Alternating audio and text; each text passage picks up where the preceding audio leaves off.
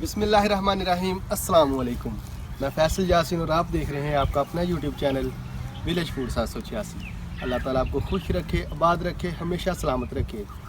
इसी दुआ के साथ आज हमारे पास यानी मेरे दोस्त आए हैं अरसलान भाई। तो ये कह रहे थे कि फैसल भाई हमें थोड़ा सा टाइम दे और शहर जाकर हम थोड़ा सा खाना खाएं, यानी रात का खाना खाएं, क्योंकि दोपहर की रोटी तो मैंने खिला दी है। तो अल्हम्दुलिल्लाह रवायती अंदाज के साथ बना कर दी थी, तो बड़े ही मज़े से मज़ा आया ना, ज़बरदस्त। तो नज़दीक ही है शहर, तो चलें शहर में चलते हैं और रात का खाना खाना शुरू करते हैं। तो आप हमारी वीडियो वो भी देखिएगा, इंशाल्लाह बड़ा मज़ा आएगा। तो इससे पहले अगर आप हमारे चैनल पर नए हैं तो चैनल को अभी सब्सक्राइब कर लें और साथ ही बेल का निशान दबा दें, ताकि हर नई आने वाली वीडियोज़ की नोटिफिकेशन आप लोगों को टाइम पे मिल सके। तो अल्लाह नबी का नाम लेकर हम शहर चलते हैं और वहाँ जाकर रात का खाना खाते हैं। तो देखते हैं शहर में कौन कौन सी चीज़ें हमें मिलती हैं और जायका भी आपको बताएंगे कि कैसा कैसा है इन चीज़ों का।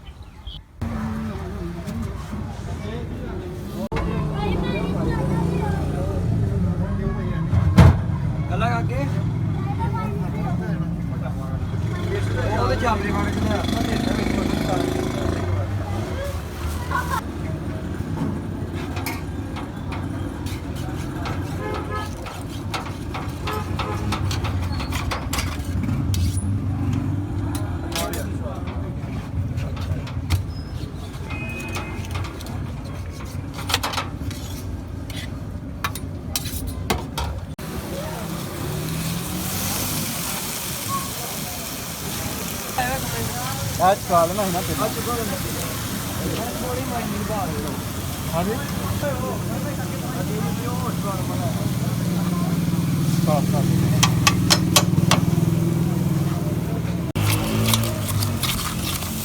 तो आधा भी देर हो गया है, आधा शवारमा मेरा है हो गया है। वो ये था आप कहती लोग आ गए मैंने कहा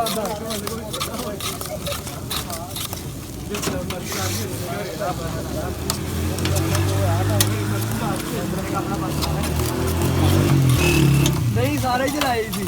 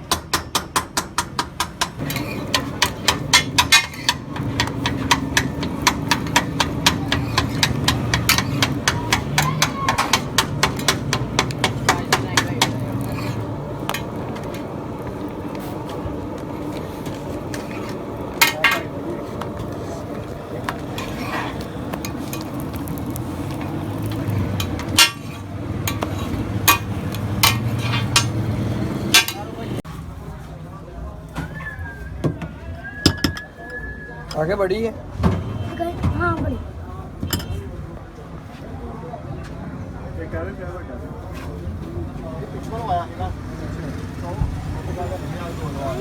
अच्छा कहाँ चार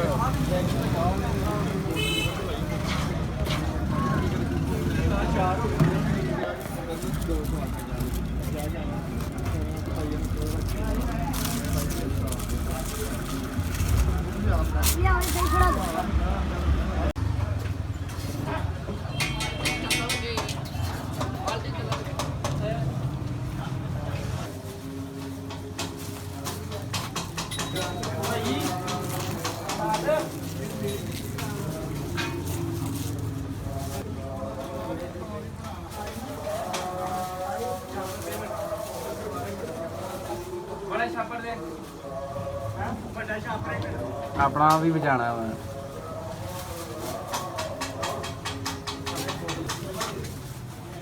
अल्हम्दुलिल्लाह बहुत ही ज़बरदस्त जायका माशाल्लाह।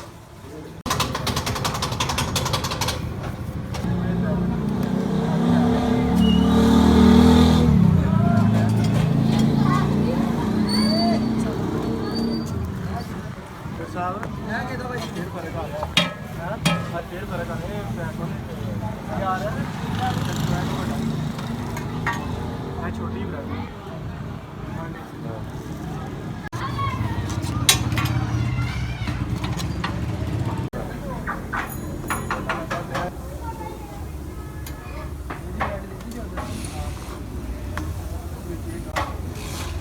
बहुत ही ज़बरदस्त जायका। तो सबज़ चाय की रेसिपी अल्हम्दुलिल्लाह मेरे चैनल पे भी मौजूद है। अगर आप रवायती अंदाज के साथ देखना चाहते हैं तो आप विज़िट कर सकते हैं। वो भी चाय बहुत ही मज़ेदार बनी थी अल्हम्दुलिल्लाह। तो इसका भी बहुत ज़बरदस्त टेस्ट है अल्हम्दुलिल्लाह।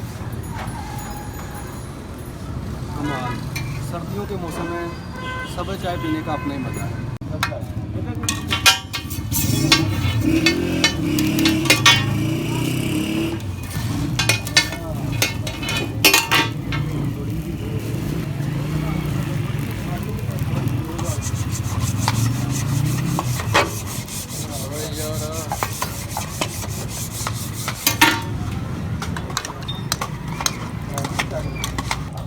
ये नहीं इसको साफ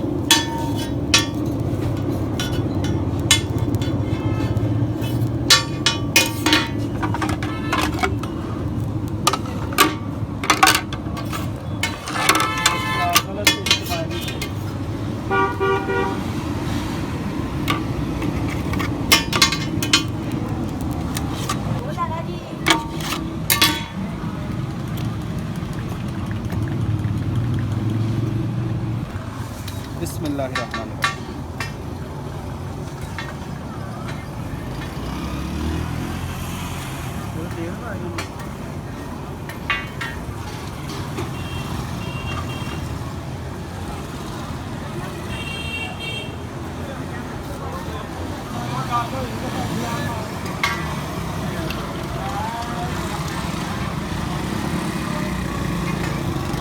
अल्हम्दुलिल्लाह बहुत ही ज़बरदस्त जायका।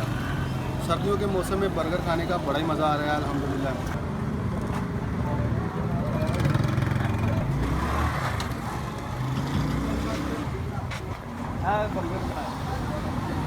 ये भी बहुत ही प्यारे हमारे दोस्त हैं अरसलान भाई, माशाल्लाह। इनकी आदत बहुत अच्छी है माशाल्लाह। कैसा जायका? ज़बरदस्त। वाकई पक्की गल है ना? थोड़ा स्पाइसी है लेकिन माशाल्लाह सोना जायका है ना। अपना बहुत सारा ख्याल रखिएगा, दुआओं में हमें याद रखिएगा। अल्लाह ताला आपको खुश रखे, आबाद रखे, हमेशा सलामत रखे। इसी दुआ के साथ बहुत जल्द एक और नई रेसिपी के साथ आपसे मुलाकात होगी। तब तक के लिए अल्लाह हाफ़िज़। पाकिस्तान जिंदाबाद।